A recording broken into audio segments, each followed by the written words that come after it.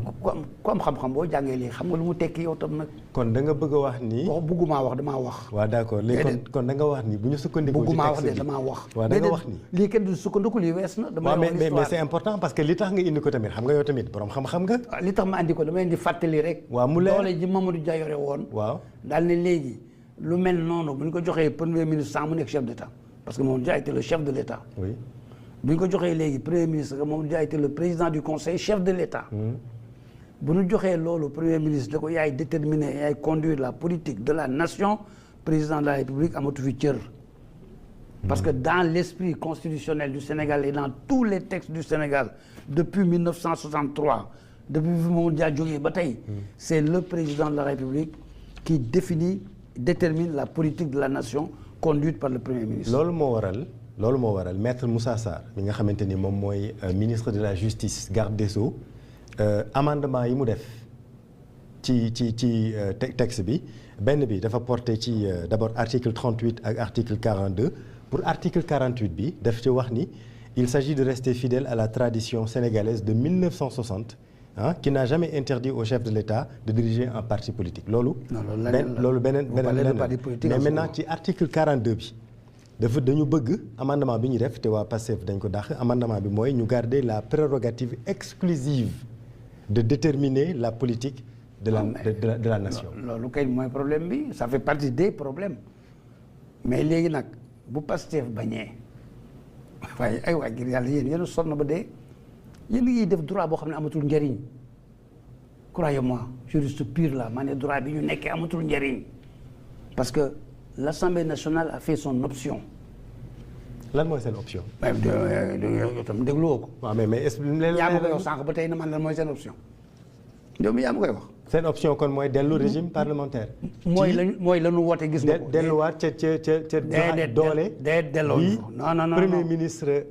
jox doole bi Mamadou Dia amoon. déedéet pas doole bi Mamadou Dia amoon non waxuma loolu. lan nga wax Mamadou Dia était chef de l'État. waaw d'accord kon kenn du jox premier ministre mu doon chef de l'État donc.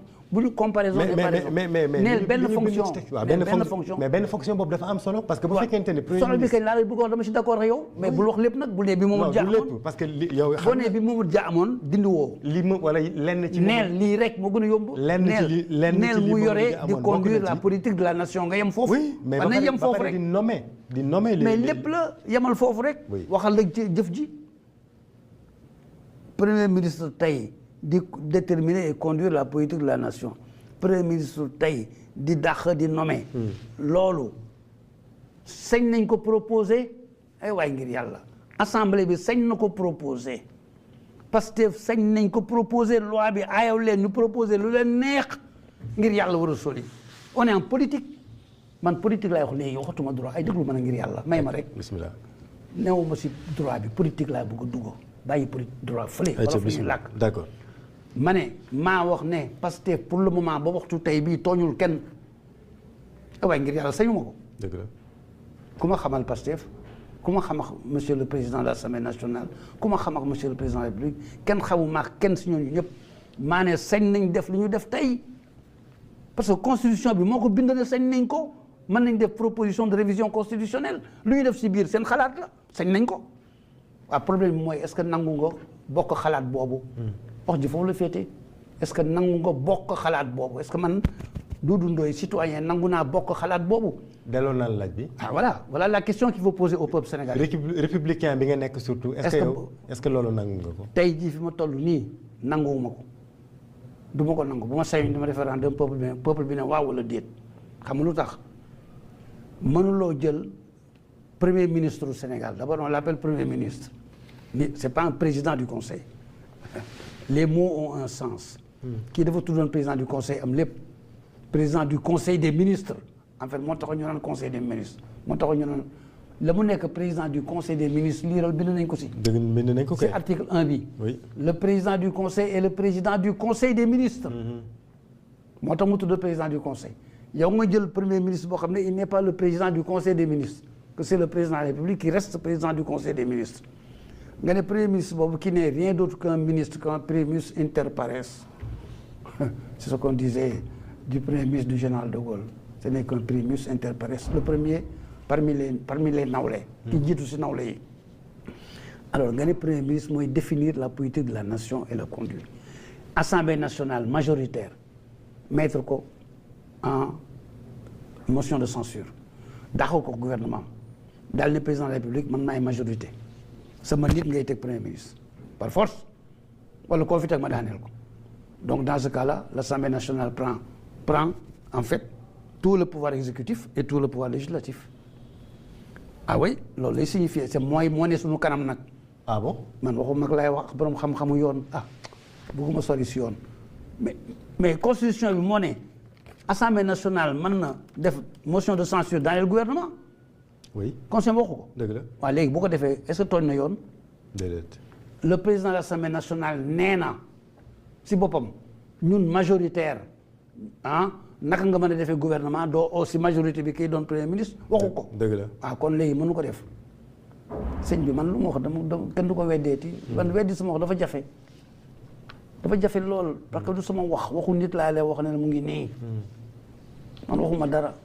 li ñuy wax ak li ñuy wax di ko bind rek laay jàng man aw ma wax sama waxu bopp kontiwul parce que man du ma dara mais nag la ma doon mooy jàng déglu gëstu andi. kon. ma ne nañ avancer si waxtaan wi. waaw dinañ avancer. La question est très claire kii buñ ko wotee buñ ko nangoo mboog bu mu am. bu ko président nangoo. buñ ko nangoo bu ko président nangoo rek mooy buñ ko nangoo rek benn la ñun tam mën nañ ko nangu président mën na ko bañ ñëw référendum ñu wote ko moom bu ko bañee référendum lañ jëmee ñun bu ñu ñëwee wote ko nag mën na ci dara. kon neen nañ de buñ ko nangoo rek. président foofu sax leeragul parce que président bu ko neexee mooy yóbbu beneen projet de loi boo xamante ne da ciy def lu ko neex. comme ni ñu ko waxee non mënul yóbbu beneen projet de loi assemblée nationale. pas assemblée nationale. directement. référendum mais bii lay jël boole ko bosam def si lu ko neex andi teg. mën na ci wàññi ci biir. wàññi yokkati coppati teg Abdoulaye Wade def na lu ko raw man foofu laa yem politique laay wax fi ma nekk kii c'est du droit politique. Ce n'est pas le droit positif bi ñuy jàngale université xale yi ça c'est la haute tenue politique du droit. C'est le niveau supérieur de la règle de droit. Oui. La nation souveraine foofu la droit yem foofu la doore foofu la yem quand on permet à la nation de se prononcer nit amatul lu mu wax ku mu doon ak fu mu mënti prononcer nag côté bu mënti féete. la bëgg nit waxati ko 10 millions de Sénégalais ñu wote ne yow la ku si mën dara. bu leen sonal seen bopp nag jëf yi du ay fontu yoonu dëgg laa wax léegi président de la République mën na def référendum amul délai nag saa yu ko neexee amul délai saa yu ko neexee. Ah bon? waaw kañ fan lañ bind délai nañ ma ko won na ma benn nit génn constitution bi won ma délai bi fi ñu ko def le président de la République peut soumettre tout projet de loi au référendum. Le président de la République doit soumettre un projet de loi constitutionnelle au référendum, sauf s'il en décide autrement. Donc s'il décide de aller au référendum délai amul kenn mënu maa wax délai fu mu nekk. saa bu ko neexee mën na ko kenn mënu maa wax délai fu mu nekk na ma ko nit wax. wan ma ko. amul mais il a l'obligation quand même constitutionnelle. Je parle de constitution. Il a l'obligation constitutionnelle de se prononcer sur ce que l'Assemblée nationale vient de voter.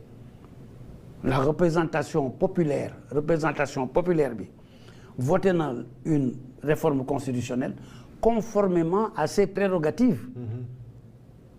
Assemblée bi sañ na ko mën na ko daf ko def conformément à ses prérogatives président de la République war na wax war na ne nangu naa ko wala nanguwuma ko maa ngi woote référendum. waaw kon mënul toog rek.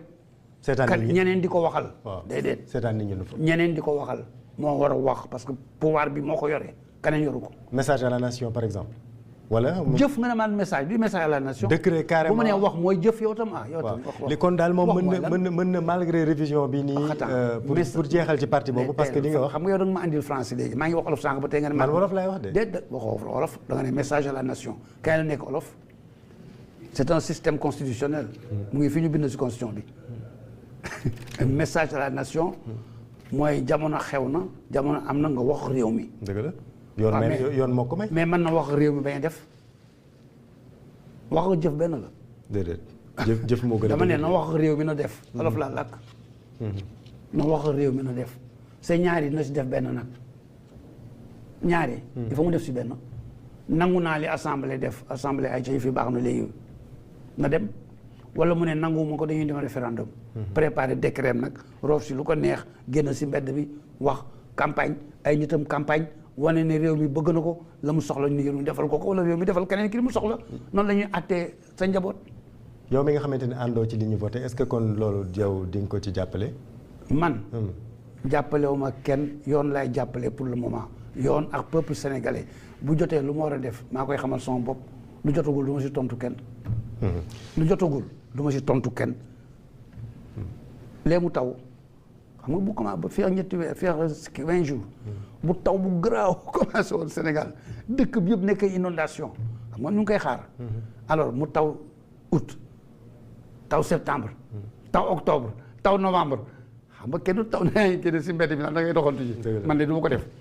du dëgg kon nañ bàyyi circonstances yi ak moment yi bu jotee ku nekk jël position ba ngay jël.